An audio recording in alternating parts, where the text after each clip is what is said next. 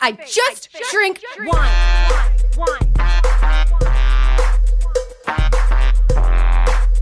Hey, welcome to The Wine Situation, the show that unwinds wines with wines. That's right. It Hi. makes life better. Very first show, everyone. We're very excited. I'm Ellen. I'm Sean. So The Wine Situation is a show where we ask people to tell us what bugs them the most. Then we pair a wine with it. So it's kind of like a wine for a wine. With all the W's you can get. I'm sure we Wine. could throw a lot more W's in there. Who, what, where, when, and wine. Yeah, that's a fair amount. We have a little bit of experience with wine between the two of us, quite a fair amount. Sean has been working in wine for 6 years. He helped open Bar Covell, which is the best wine bar there is on the planet. Shucks. It's true. Okay, I'll take it. I'll just take it. You should. Thank you. And I call him the wine whisperer because he magically just knows what people want to drink. I'm not the only one who said this. Like, people back me up on this. They're like, yeah, Sean just looks at us and eyes us, gropes us.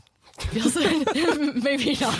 I'm like, we take that out. He's the wine whisperer, I call him. He knows what you want. Has never failed me. Oh, thank you very much, Ellen. Well, I wouldn't be a wine whisperer without a wine listener. And that's you over there, Ellen. Yes. Talking to you. I listen to many. But you're the one that actually has credentials here. You're the one that actually took tests and passed exams and did all that stuff. This is true. Yeah, you did the Wine and Spirit Educational Trust. Yes. Or what? Advanced level. Ooh. The W sets, right? The That's W what- sets. That's what the cool kids on the street say. That's what the kids on the street are saying. And then you also write for this amazing blog, The Scrumptious Gruel. Yes, Scrumptious Gruel is my Scrumptious, little... not scrumptious. Scrumptious? I made that word up. It's scrumptious, I think is how we say the word. Say it however you like. Scrumptious. Scrumptious. Does everyone know that sketch? Scrumptious. Okay.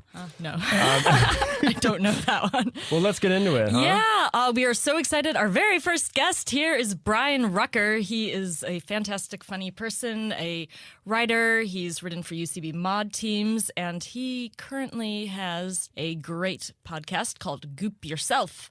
Thank you. It's really good to be here, guys. I had no idea you opened Bar Covell. I'm super starstruck. Yes, I am one of the helpers that did it. Wow, yeah. that's so cool. Do you still work there? I still work there 2 nights a week. Oh, it is like Ellen said. I mean, it's the best wine bar in the area for sure. Thank you so probably in the much. city.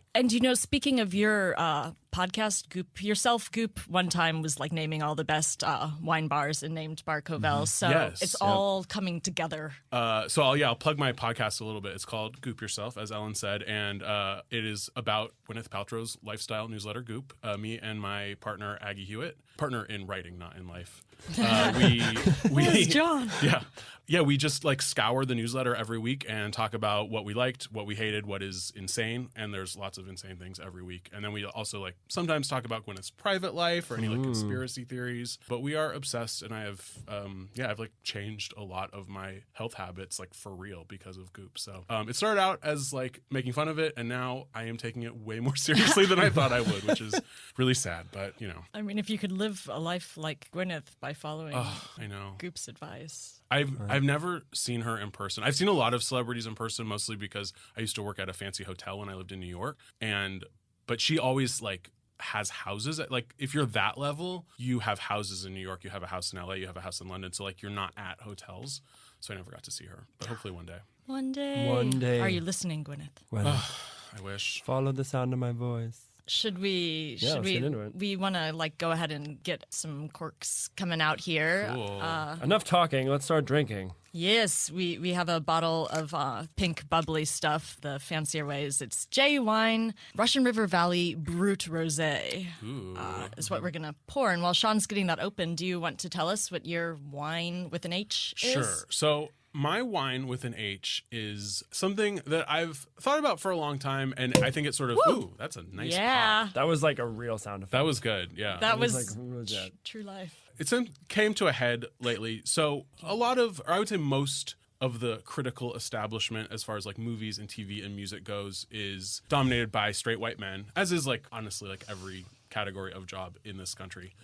And I follow, I'm a big TV watcher and movie watcher and music listener. And so I like to read a lot of criticism. And I also like to listen to a lot of critical TV podcasts specifically. I've noticed that, and this is not an original thought that I'm having, but most of the straight white male critical establishment tends to critically assess entertainment that is geared specifically for them in a different way than they assess other entertainment. And now, I guess in the past few years, luckily, there is a lot of other entertainment geared towards women, LGBT people, people of color. You know, there's a little bit more people that get their foot through the door that are able to create these shows. And tolerance, I think, too. Yeah. Tolerance on The groundbreaking news that women can be funny. Exactly. Yeah, with both comedy and drama. But these guys, and not all straight white male critics, but a lot of them tend to take apart genres that they might not be predisposed to like, such as melodrama, such as, if you consider soap opera or anything sort of in the domestic sphere, or anything with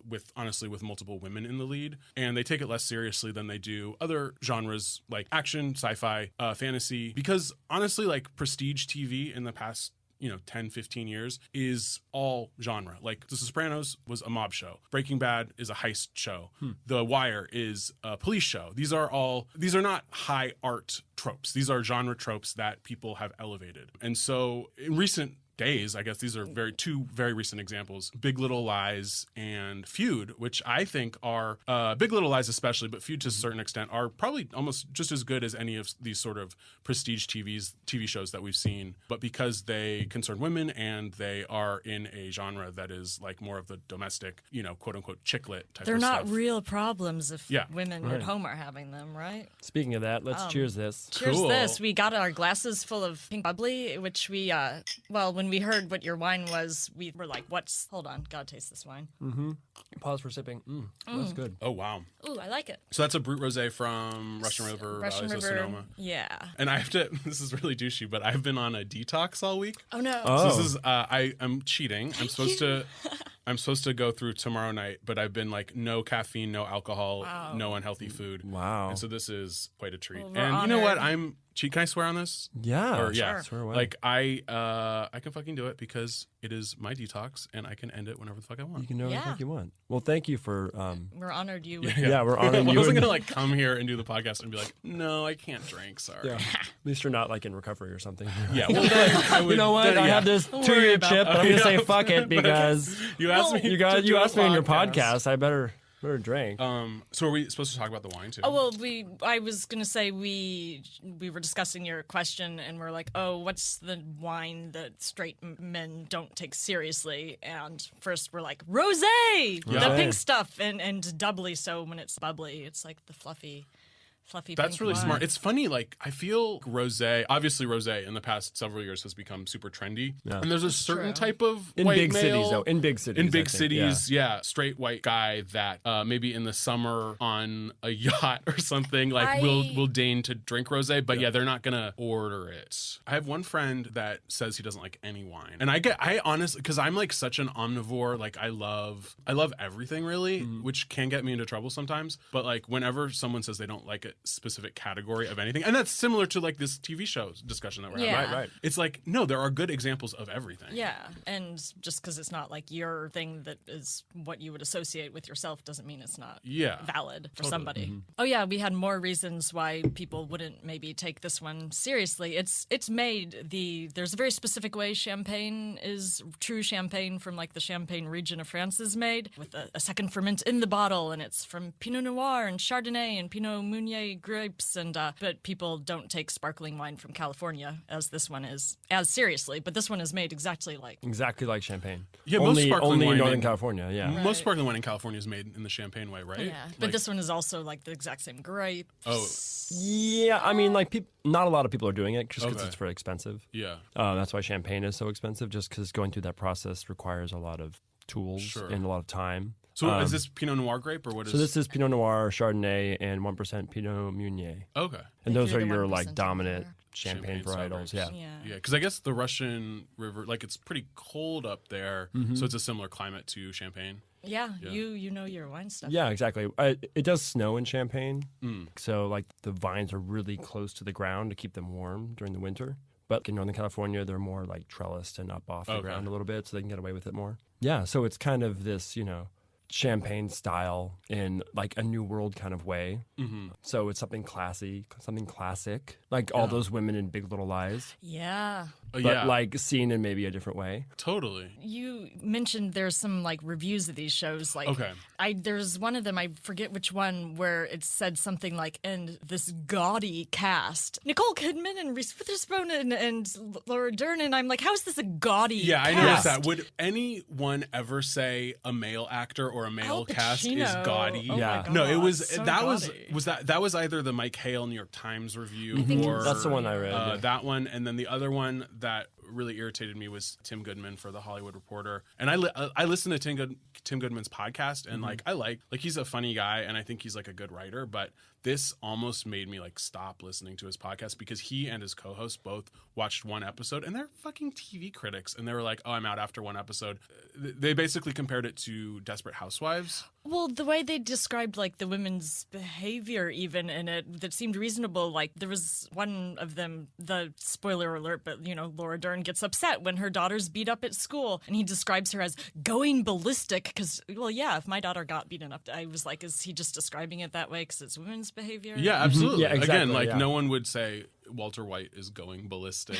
No, he's or- cool, man. Yeah, and luckily, I think there are more female TV critics like Emily Nussbaum at The New Yorker and Willa Paskin at Slate. Some gay guy. I'm trying to think of like a good gay male. I can't think of one off the top of my head, and there's still very few critics of color, especially in TV. Kyle Buchanan. Oh, okay, Yeah. who does he write for? I don't He know. writes for like Vanity Fair. Oh, okay. Yeah. Oh, okay. And like he does like a lot of Elvis like Mitchell, one-off. Yeah. does he- Oh, Elvis Mitchell, he doesn't Yeah. really do TV. Yeah, and like he Hilton does more Halls does film. theater, Yeah. obviously. But and I think honestly, as the show, specifically talking about Big Little Lies, as the show kept going on, because it was very popular too, more people sort of started watching it, and by the end, I think there was a critical consensus. Whereas at the beginning, it did seem very like female critics really get the show, really like it, male critics do not, and by the end. I still don't know if like Mike Hale or Tim Goodman turned around on it, but like one prominent male critic who I really like, Matt Zoller Seitz from he writes for Vulture, I think, and he I think had reservations at the beginning. I don't think he said anything as stupid as Hale or Goodman did, but by the end he was like, no, I'm totally turned around on this. Like this has transcended its genre. Which I'm like, why do you need to transcend a Why genre? do you Just be a even good need to- example of a genre. Yeah. Like I don't know. Like I started loving TV because of Melrose Place when I was a kid. Like that is the first show where I remember I wasn't watching with my parents. Like it was my thing, and I like fell in love with storytelling. And it's like a really stupid show. Like totally. Like I admit that freely. It is like a dumb show. They did like 5 million episodes per season. Like they were cranking them out.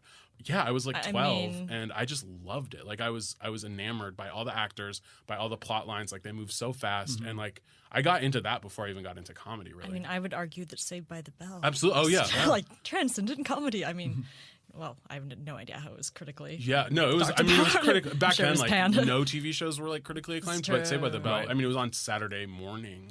just I used to thinking have of stuff I dreams watched about or- the people on Saved by the Bell. Really? Yeah, I was like in it. Who was your guy? Were you Slater? Oh no, it's Zach all the way. Yeah. Alternate storylines just played out in your head. Yeah, well, just like I remember having dreams. I was one of the gang. Uh-huh. Like important moments in my life, surrounded by Mark Paul Gosselaar and Tiffany Thiessen and Mario Lopez. Like they were my friends as much as my real friends were my friends. I mean, we watched the show over and over, like the reruns. We didn't care. We'd sit down and we'd get home from school and be like, let's watch Saved by the Bell. Yeah. I mean, obviously, as a kid, you grow up and you're not really watching this high-end TV. So you do get, I mean, same with comedy. Like I later got into like, you know, the cool sketch shows, you know, Mr. Show or whatever. But I was like SNL. That's what I watched when I was a kid. I watched that in Living Color. Yeah. I was not.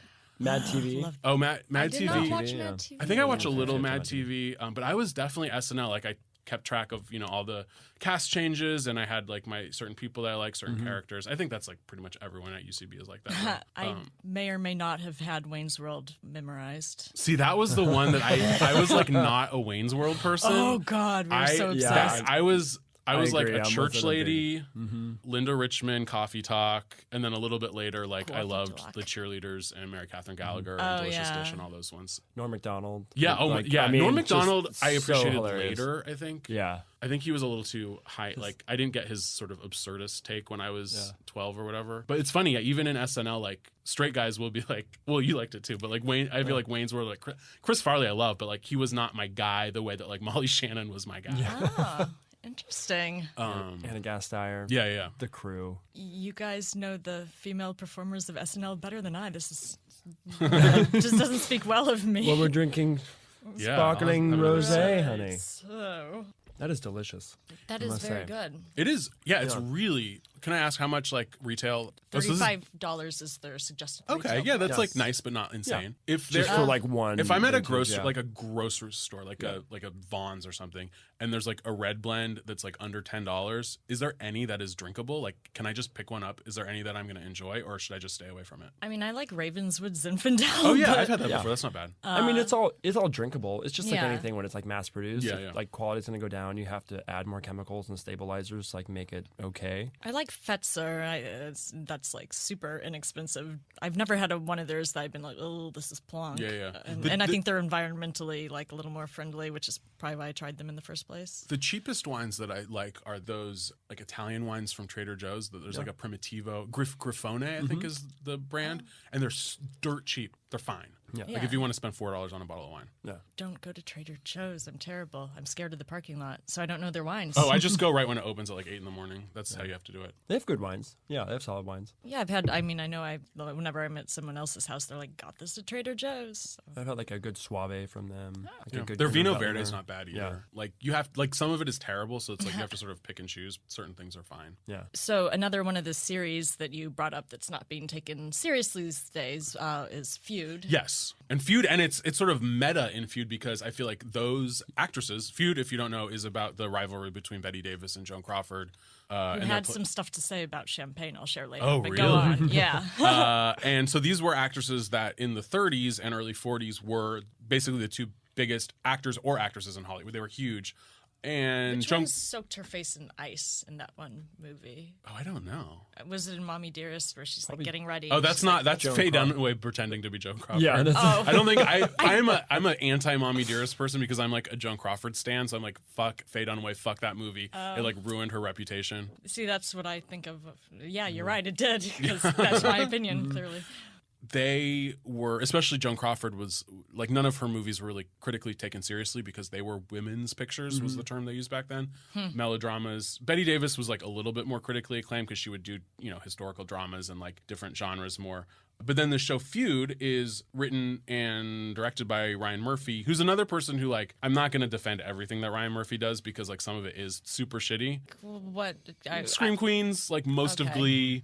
A what? lot God. a lot of American You're Horror knocking Story. Glee? I am, Ellen. It's bad. It's bad. It was terrible in like the last couple of seasons. Like when they graduated, the original one. Oh But God, they got that God, far. I didn't get through an episode without crying. You guys, are you not taking it seriously because you're not a female? Possibly, who maybe, knows? possibly, yeah. Maybe we're, gay Maybe. shaming it. Then, well, yeah, but considering it was one of the like more groundbreaking, like here's the was, character. yeah. It did bring like musical theater back to sort of the center of like consciousness for a lot of Yeah. people. I guess that's one thing you could say about it. It's okay. Everyone's entitled to their own opinion.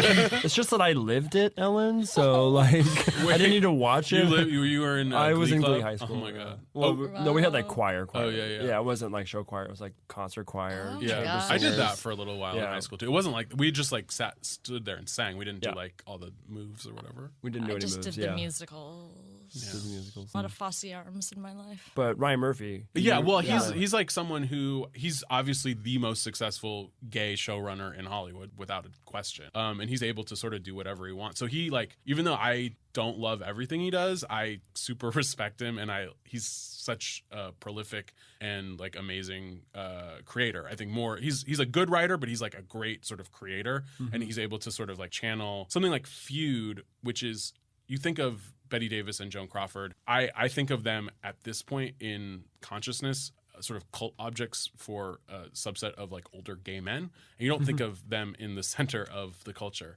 And Ryan Murphy is able to create a show that is accessible enough for an audience. I mean, I guess they were sort of gay icons at the time, but they were also like just huge movie stars for everyone at the time. And he's sort of able, I think, to bring, I don't want to say mainstream, but like sort of an accessible sensibility back to those people. And it's like a hit show. It's crazy that like these movies, this is like a hit show about the making of whatever happened to fucking Baby Jane. And it's amazing that like I live in a time where I can watch a TV show about the making of whatever happened to Baby Jane and the best actress race of 1963. That's because it's pretty fucking nuanced too. He gets, interpersonal like behavior. That's where I feel like a lot of critics undercut like female-driven ensembles, is because they don't see that as something worthwhile. They don't believe it's like a real problem if it doesn't. or they just don't see the value of it. Yeah, and they like- don't see it as something worthy watching. Totally. Well, yeah, like Ellen said, the stakes are different, and for a lot of men, perhaps they don't see the intricacies of the stakes, and so they dismiss them. Do think that Have the critics been not fond of Feud as well? I think they've been on the whole positive. Again, there's always going to be the dudes that are like, oh, it's just not for me, I'm not going to watch it. Yeah. And like, I don't think Feud is like it's a good show. I don't think it's a great show. I don't think it's on the level of Big Little Lies. But who knows? Like, we're only halfway through the season, so who knows? And I do think like just sort of the performances in Feud are amazing. It's Susan Sarandon. Susan Sarandon and Jessica Lange.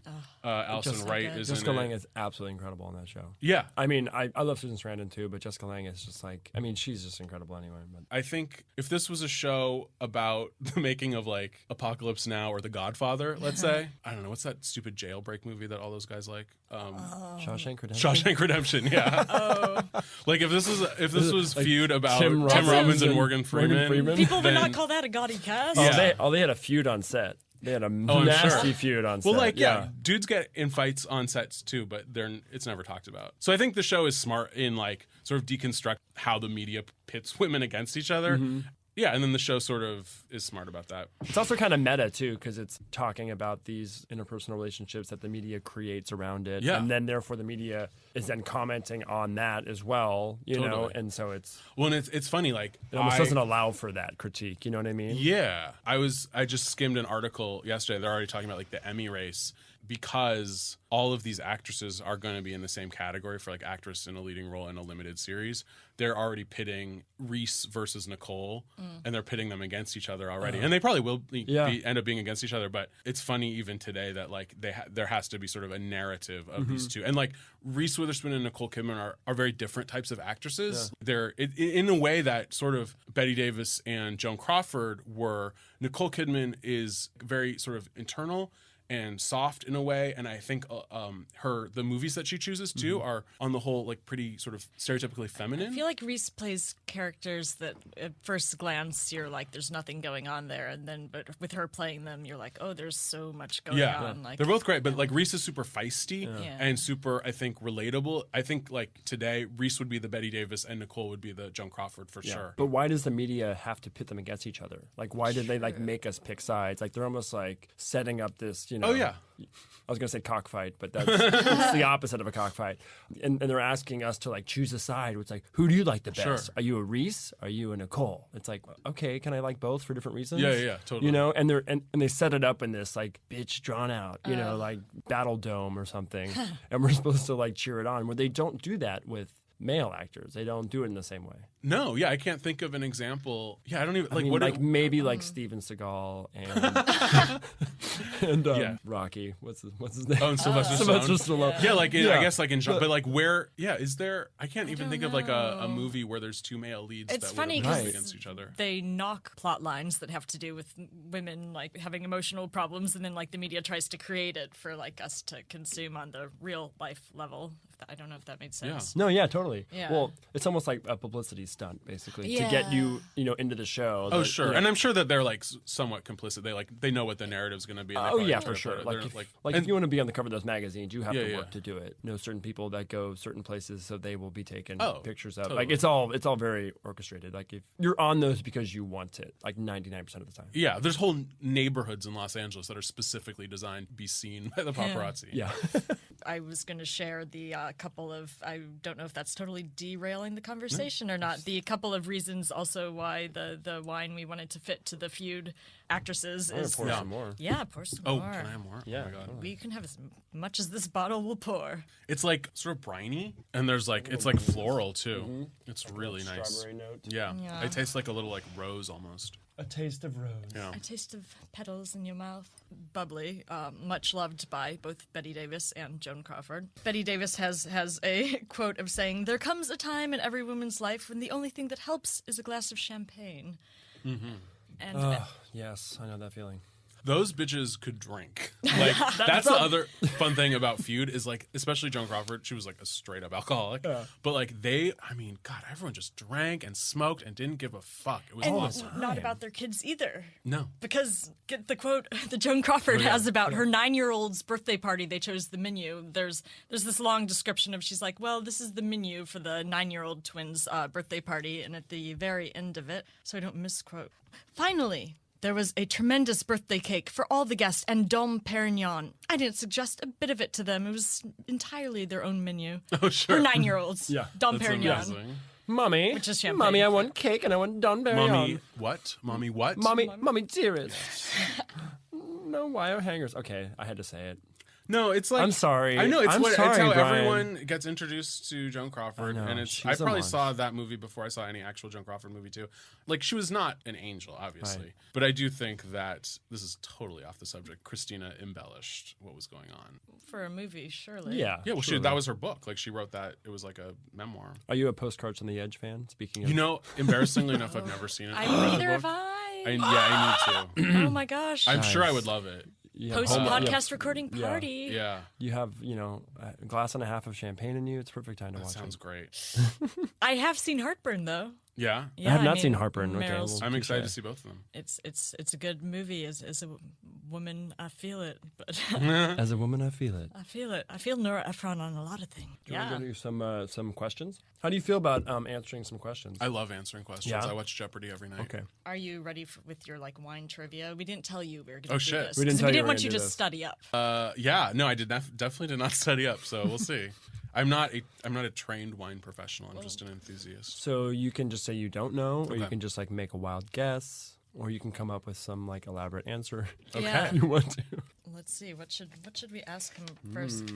Let's start with this one, easy one. This one? Yeah. Okay. What temperature should wine be stored at? 55 degrees. Yes. Yes. I'm not Ding, ding, that ding, ding, dumb. Wow. Yeah. Okay. I have a wine good. fridge. Oh, good, Yeah. good. Whoa. That makes us all very happy because very I happy. get very sad at the number of wines stored at room temperature can't- or served you at room can't do that temperature. in LA Reds served at especially. room No. temperature and Yeah. LA room Yeah. temperature is just Cool. No, I have my little Costco wine fridge. excellent. How big? Yeah, because I think it holds 24 bottles. Oh, okay. Right That's now what I there might have. be 2 in there. Yeah. Like, how do I keep this thing Yeah. full? wait, how many does? Because I saw Sean's fridge the other day and I got fridge envy because yours looked roomy compared. Pretty I have roomy, yeah. 24. I think upwards of 120 will fit in there. Yeah. Holy- In your house? In my house, yeah. Oh if my it's done God. right, if it's like stacked in the right way. Wow. With a 100 and something bottle. Yeah. It's not that big, actually. It's really not. It's just It's like just the the way fridge, that yeah. like they all fit in there. There's just like I guess it's deep. Sure. It's not big. It's just deep. Well, since you knew the answer to that question, I'll ask one that. Kick it up a notch, Ellen. Okay, I'm going to kick it up a notch. Give me at least 2 other names that Tempranillo goes by. Oh man.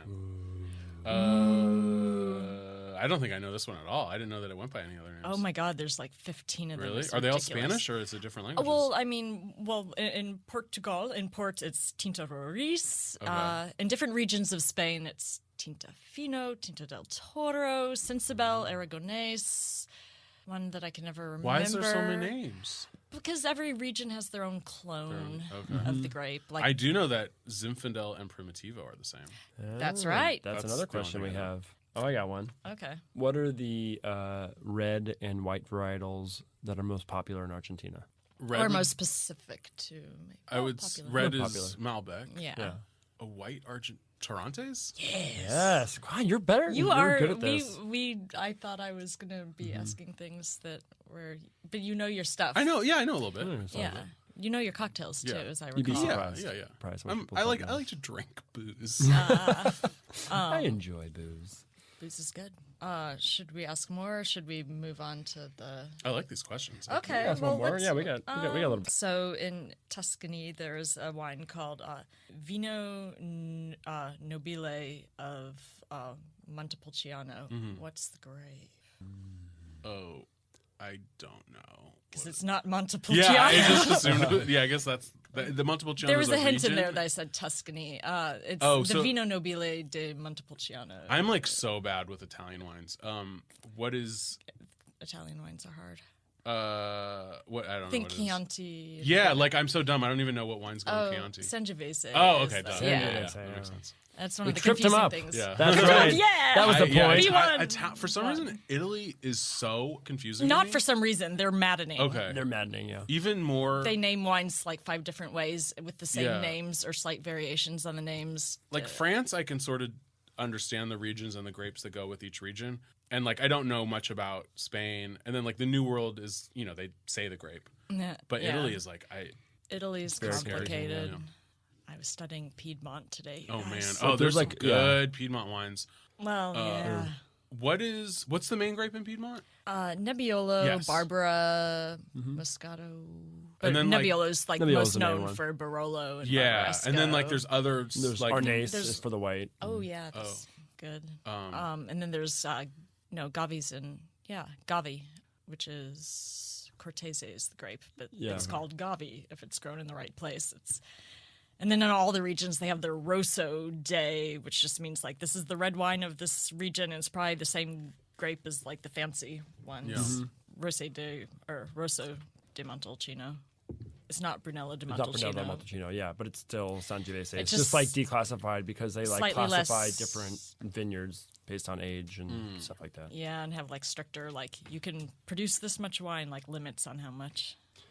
Yeah, Italy. I mean, like, I guess I'll just come out and say it. I'm not a huge fan of Italian wine I'm because, hit or like, miss. a lot of it That's just a tastes. bold statement. It's a bold statement. I know. I feel like I didn't like know. Italian wines till I had like ones that were really good. Really good, exactly, and like, There's and a lot that of sounds like a not- really dick thing to say, but It's like, true. it's true. I just feel a lot of them are very similar, and there's just not a Yeah. lot of differentiation between the varietals. Where like, as in a country like France, you get the whole Right. gamut. You get Yeah. And great with- sparkling. You get really light reds. You get really Totally. light whites. You get really full round whites, and you get deep rich reds. That you makes get like sense. a Italy, lot. it all just tastes like cherries to some extent. Yeah, it all tastes like volcanics. Like Yeah, and I slightly like corked. I like those Yeah. wines, those volcanic wines. kidding. I Slightly like the what? volcanic wines too.